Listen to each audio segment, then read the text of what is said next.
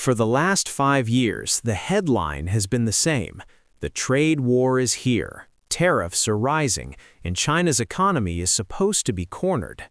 But if that's true, then how do you explain this number? In 2025, while the world was focused on sanctions and tariffs, China didn't just survive, they posted a trade surplus of over $1.2 trillion. That is a world record. It is mathematically impossible, according to the trade war narrative. Today, we're connecting the dots on how this happened. We're going to look at the ghost trade routing through neutral countries, the secret weapon of the global South, and why, despite everything, the world is buying Chinese goods faster than ever before. Let's start with the raw data. The logic of a tariff is simple. Make foreign goods expensive so people stop buying them. But the data shows something strange. The value of China's exports kept climbing. Everyone says China is flooding the world with cheap goods, but that framing misses what's really happening. It's not plastic toys anymore. China's surplus today is coming from what economists call the new three: electric vehicles, lithium batteries, and solar panels. These are the core technologies of the green transition, and the West desperately needs them. But at the same time, it wants to block China from dominating their production. That contradiction is driving a global price war, and China is winning it by sheer volume. This isn't an accident.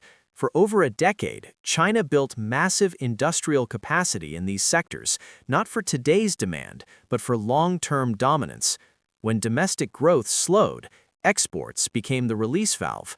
Prices collapsed, not because quality fell, but because scale wiped out margins that Western companies rely on to survive. Now, governments are stuck. Climate targets require cheap EVs and solar power. Industrial policy demands protecting local manufacturers. You can't do both without higher prices, and voters aren't willing to pay them. So tariffs rise, investigations multiply, and trade rules get bent, while automakers, utilities, and consumers quietly depend on Chinese supply to keep costs down. What makes this moment different is that China isn't competing at the low end anymore. These are high-tech, capital-intensive industries that were supposed to anchor Western reindustrialization. Instead, Chinese firms are setting global prices, forcing competitors to consolidate, seek subsidies, or shut down entirely. This isn't just about trade, it's about timing. China has built the future faster than the rest of the world is ready to absorb it. Until demand catches up, or the rules of global trade fundamentally change, the surplus will keep flowing, prices will keep falling, and China will keep winning on the only metric that matters in manufacturing power: scale. The ghost trade. For years, headlines have focused on tariffs, trade wars, and supply chains. But behind the numbers, a quieter story has been unfolding. One that helps explain how China's trade surplus surged to nearly $1.2 trillion. This is the story of the ghost trade. On paper, Chinese exports to the United States appeared to slow.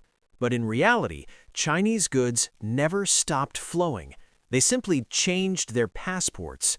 As U.S. tariffs on Chinese products rose, Chinese manufacturers adapted quickly. Instead of shipping directly to American ports, production and final assembly were rerouted through third countries, most notably Mexico and Vietnam. Factories in China began sending components, machinery, and semi-finished goods to these countries. There, products were lightly assembled, repackaged, or relabeled. Once finished, they entered the U.S. market stamped "Made in Mexico" or "Made in Vietnam," avoiding higher tariffs and stricter scrutiny. Vietnam's exports to the U.S. exploded. Mexico became America's largest trading partner. But dig deeper into the supply chains, and a familiar pattern appears: Chinese inputs, Chinese ownership, and Chinese capital powering the growth. This strategy allowed China to protect its manufacturing engine while officially reducing direct exports to the US. The result? A massive global surplus, hidden in plain sight. The ghost trade doesn't show up clearly in bilateral trade statistics, but it reshaped global commerce, blurred national borders in manufacturing, and revealed a hard truth. In a deeply interconnected world, trade barriers don't stop goods, they reroute them. And as long as supply chains remain global, the ghost trade will continue to haunt the numbers. China's strategic pivot. This shift wasn't toward the West, it was toward the global South. As access to US and European markets became more restricted, Chinese exporters looked elsewhere, to Southeast Asia, Africa, the Middle East, and Latin America. Markets with fast-growing populations, rising demand, and fewer trade barriers. China didn't just sell more goods, it built ecosystems. State-backed financing funded ports, roads, and railways.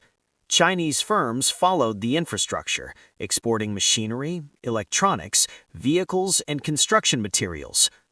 Local currencies, bilateral trade deals, and long-term supply contracts lowered costs and locked in demand. Exports to the global South economies surged, even as Western imports slowed. The result was a surplus spread across dozens of countries, rather than concentrated in one. On paper, no single trade relationship looked dominant, but combined, they told a powerful story. The global South pivot insulated China from geopolitical pressure, kept factories running, and rewired global trade flows. China didn't retreat from global trade, it rerouted it. And as emerging markets continue to grow, the global South may not just be the alternative, it may be the center of the next trade era. So, did the trade war backfire? The numbers suggest that instead of isolating China, the tariffs forced them to diversify.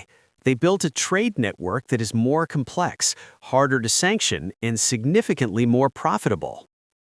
The question now is, how does the world respond to a $1.2 trillion imbalance? Will we see more tariffs, or is this the new normal? Let me know what you think in the comments below. Thank you for watching. Please subscribe to the channel, like this video, and share your thoughts in the comments.